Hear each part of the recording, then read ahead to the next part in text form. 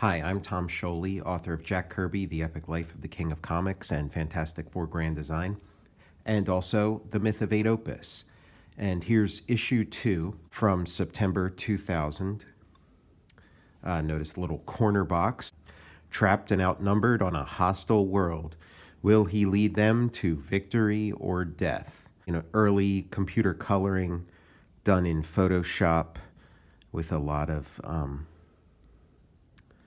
the airbrush tool. All this modeling on the face, you can use white and you can use black to sort of, pull focus to direct the eye. And looking at it now, I think all this modeling that I do on the face in sort of a purple, gray kind of color, I think if I were to color this now, I would just leave this face completely white just to kind of like give your eye a place to go and a little place to rest in all this color on the cover. In the furthest corner of the universe, there is a planet long dead, a world of bones instead of mountains, blood in lieu of rivers, decay instead of growth. But hidden within this seeming desert, Daedalus has found a paradise, a city of the gods, created by Tom Scioli. Could these be any other than the gods of old? It's true, I've found them, those who were lost long ago. This place is a paradise, and it is well hidden too.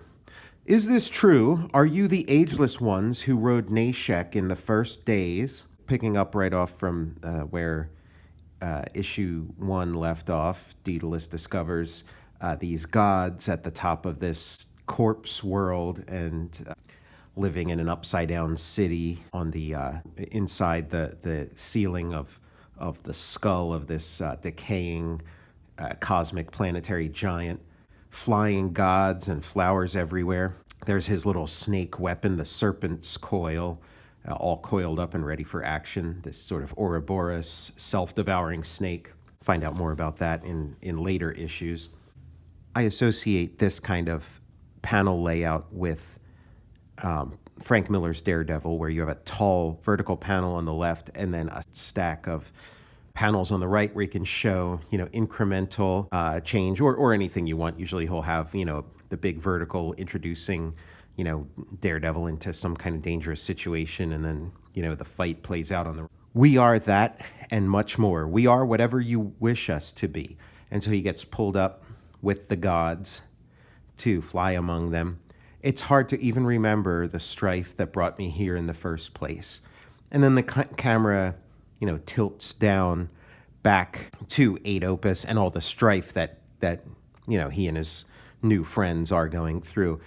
Of course, all is not perfect on this world. Far below the grandeur of the holy city are those who keep holy the gods' feasts. They reside far below in a fortress temple, housing an army of warrior priests. Daedalus would be surprised to know that at this very moment, his friend and ally, 8 Opus, is in the grips of war against this priestly army. Truth be told, 8 Opus and his comrades are sorely beset. His attack on the priest's fortress has gone horribly awry. 8 Opus and a small band of peasants are pinned down within the temple walls. On your mark, steady your aim, fire! So we got a little, first-person video game action. We can use this in the Doom-like 8 Opus video game, or at least the Doom-like section, because the 8 Opus video game is going to have all different kinds of sections, referencing the whole history of video games, the same way that this is this was a retro comic. The 8 Opus video game will be a retro game, but celebrating a bunch of different genres. This used to be a retro comic. This used to be a new comic posing as an old comic, but now it's just an old comic. Enough time has passed that this is a genuine old comic. The newsprint, yes, this is printed on actual newsprint. The newsprint paper is good and yellowed. The budget for this comic only allowed me to print it in black and white. I wish it was in color. It would be interesting to see, how the yellowing looks in a full color newsprint Kirby-esque comic. There's as much distance between when this comic was made in 2000 and today, the year 2022, there's as much distance between those 2 years as there was between when this comic was made and when Micronauts, the beginning of the Micronauts comic by Bill Mantlo and Michael Golden. There's twice as much time between this and now as there was between the last issue of New Gods that Kirby did and then his New Gods reboot, with the Hunger Dogs in '85. Also, as much time between now and 2000 as there was between when this comic was made in 2000 and Jack Kirby still working at Marvel. Jack Kirby was doing Machine Man. He might have even still been doing the Eternals at this point. I think the Eternals ran from like 76 to 77. Maybe it made it to 78. I don't know. So, the time between this and now, and then the time between this and then, Jack Kirby was still working on Machine Man, Devil Dinosaur. So, my God, like the stuff I was celebrating and emulating, like my work is as old as that now. So, again, sobering stuff. We hit these little milestones at various times throughout Earth that make us sort of stop and think about things, and this is one. And people keep asking for a return to this comic and things. I have returned to this comic many times since then. I think the last 8-opus graphic novel or trade or whatever came out in 2008 maybe. But since then I've put out other things. I put out Ash Cans, continuing the story, and I've put out like all the ones that I've been able to find the PDFs for. I've put on my Patreon, so you can read some of the newer 8-opus stories. And I've also posted some new 8-opus pages I've been working on lately. Continuing the story from there, and I've also posted some coloring work that I've done on 8-opus issue 1. I do want to get this stuff back in print. Again, it's a body of work I'm really proud of. These comics are hard to get a hold of, and I always envisioned it in color, so I'd like to get it there. It's just a matter of making something like that happen. It's not the easiest thing in the world, and I have lots of different projects and responsibilities and things, but and my priority is always on new work. But I mean, this holds a special place in my heart, so I do want to make it available, sooner rather than later, in whatever form that takes. It's hard for it to sink in for me, but this is a legitimate old comic. I did it. I made an old comic. I love old comics, and I made one. And in 20 years, the comics that I'm making now will also be old comics. Comfort yourself with that thought. All you need to make an old comic is time. You just need to make your comic, go do something for 20 years, and then when you come back, you got an old comic, or 22 years in this case.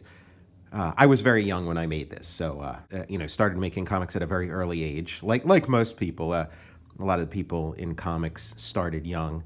You don't have to start young, but it definitely helps. So, I mean, this is the kind of stuff I wanted to draw. This is like, God War stuff. This is, in the background, you'll see the Marvel Treasury number 10, the Thor Mangog Ragnarok collection. It's one of my oldest comics.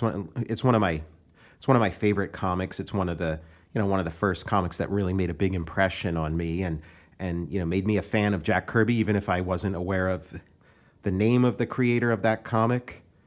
Again, you see Stan Lee's name and you recognize that from Stan Lee, international superstar. So I didn't pay much attention to the credits beyond that. But so I wanted to make something like that, and something like New Gods and Eternals, where you have these superhero gods fighting it out with a combination of high tech and ancient weaponry with all kinds of weird glyphs and symbols on their helmets and costumes. They're getting a pummeling.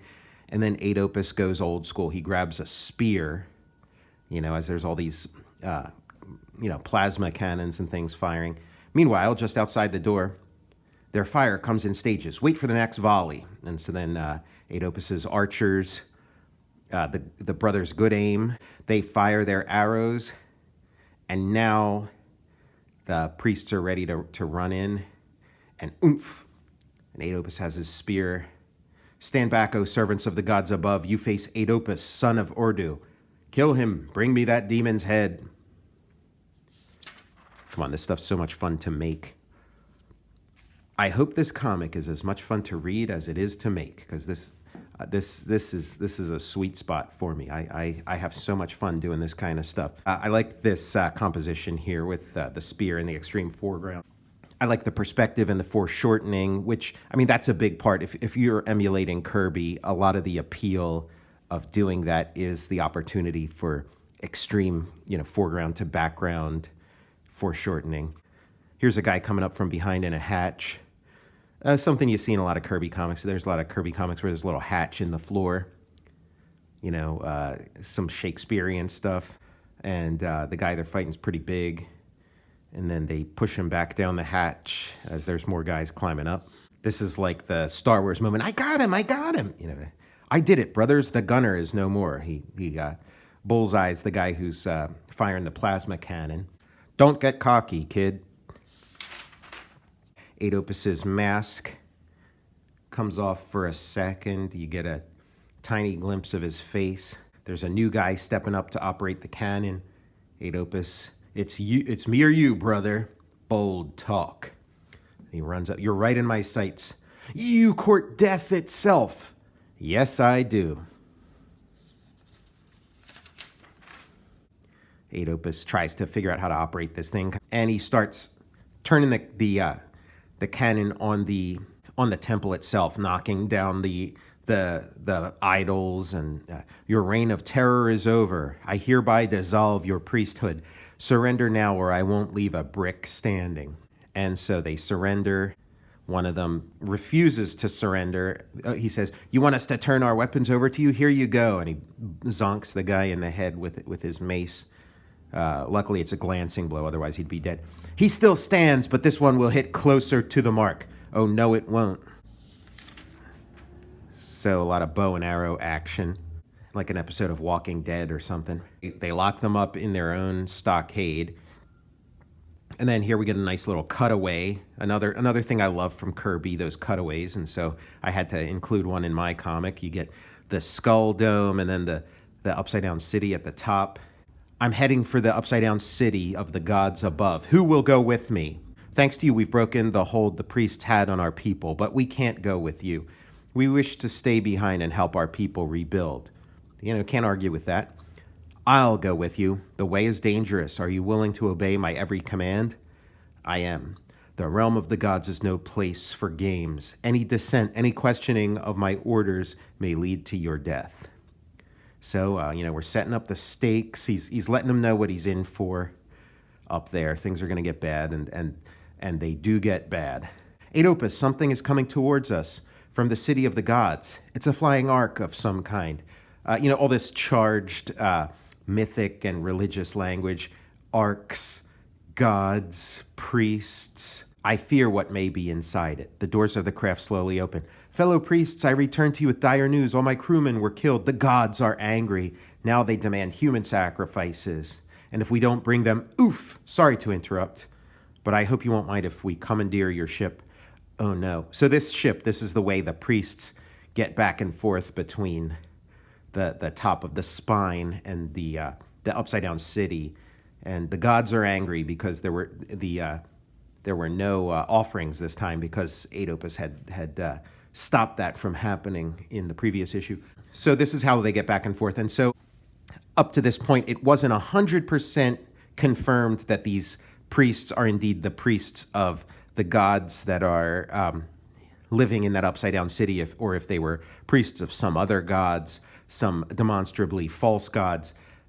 We see that they do work for the gods that we've seen, and which is sits a little bit strangely because these priests are parasitic, and then those gods that Daedalus is cavorting with, seem so fun and kindly and good and nice. We're gonna find out a little more. And 8 Opus says, that city is the last part of this world left alive. It's this world's dream, its soul. But within it hide creatures most foul. You can't be serious. I would steer clear of it and leave this world behind, but for the possibility that my friend Daedalus may be among them. What danger could there be? It's paradise, it's perfection. See the angels fly among the golden glowing towers. That's not what I see. The rays of Mystic 8 cut right through the fabric of the dream. That glow you see isn't gold, it's fungus mold. And those aren't angels, they're ghouls. By the dome of heaven, it's one of the ghouls. So they get attacked by a ghoul. It's coming in for the kill. And that's just what he'll get. 8 Opus throws that spear that he got down in the priest's temple. And the ghoul goes flying back. Look, as he approaches the city, he changes shape. We must follow. As we get closer to the city, these strange domes become more numerous. They seem to house strange creatures, space gaunts. They're feeding off of this world, draining the marrow from its bones. Yes, I was having a lot of fun with this. Some Lovecraftian language. Far above, in the dome city, Daedalus rests in its Elysian fields. Elysian fields, heavy into mythology here. Creating my own mythology out of the bits and pieces of a previous mythology, of older mythologies, and some new stuff, and pop culture, comics, superheroes. Never have I rested as well in these gardens of paradise. What is this commotion? It's one of the city's gods. So we saw a ghoul. We saw a ghoul with a spear. And then now this angel with a spear is coming down. The ghoul changing shape into an angel form. Comes back and, be calm, my friend. Let me help you. Your wound is deep, but not beyond help for one versed in the arts of healing. So Daedalus is going to help him. This guy kind of looks like Etrigan the Angel that I later did in Superpowers. Grarg. So, whoa. Daedalus gets just like one momentary glimpse of what these gods are really like when you can see them clearly. One of the gods, one of the elders, tries to calm Daedalus that, no, you didn't see what you thought you saw. Then, what is troubling you, Daedalus? It was probably just a hallucination, but for one flickering instant, I saw him in the form of a beast. Oftentimes, one's senses can deceive. With all respect, I'm a warrior. My senses are all I have. You can throw out those old ways. Join the revels. These are the fields of paradise. Your days as a warrior are over. Think no more of it. Enjoy your richly deserved reward among your equals. Many thanks to you. So you thought you saw a monster? Not a monster, just an illusion. I had only just awoken a moment before. It was no doubt the effects of some lingering dream. So, he sort of decides to, sort of dismiss this vision that he saw and accepts the surface reality of this world and takes it as a dream. He was just waking up, so maybe the lingering effects of a dream. We're getting closer to the city. So yeah, we walk from here. They got to walk the rest of the way after their ship broke down. So they're sideways, now they're upside down, and then we turn the camera over. If I had this to do over again, maybe I would do one of those tricks where you get the reader to turn the comic sideways and then upside down. I wasn't quite up to those formalist games back then, but I've come to embrace them in the years since. So he sees the beautiful flowers. It smells just like a rose. It's lying to me. Let the Mystic 8 within my mask peel back the layers of illusion. This is the fact. This is what the city really is. Fouled, rotten, and decaying. How do you know that Mystic 8 isn't projecting all of this ugliness? So yeah, how do you know that it's not just you? You and your Mystic 8, your Magic 8-ball mask. Hush, look up there, the inhabitants of this upside-down city. This kind of stuff's always fun to draw. Quickly, let's follow them, past this brush. So now they're getting all, tangled up in the brush, and they see the gods of the city. We welcome you to our city, low-born ones.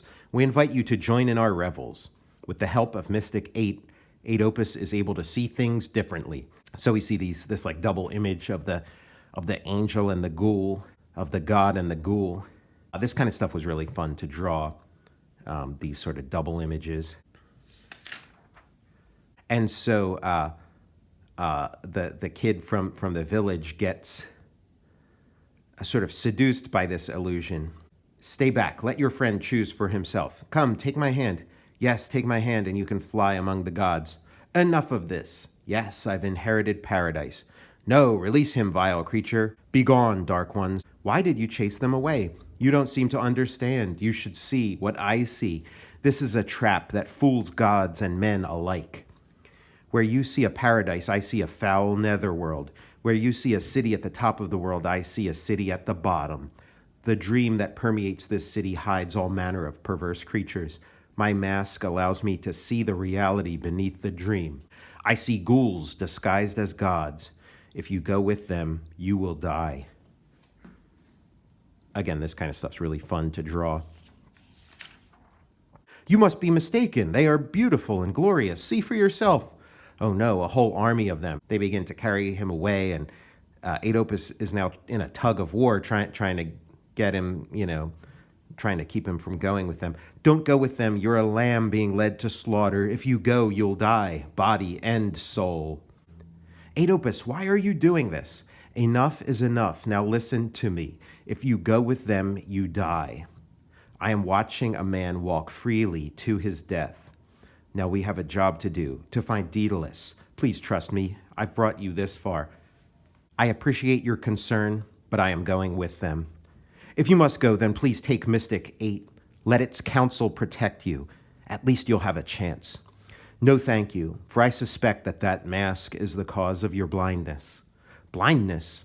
You refuse to see that this is paradise. We've won. Don't be so hard-headed. Accept your victory. So be it, but here's one final piece of advice. If you value your life, you will leave this cursed city.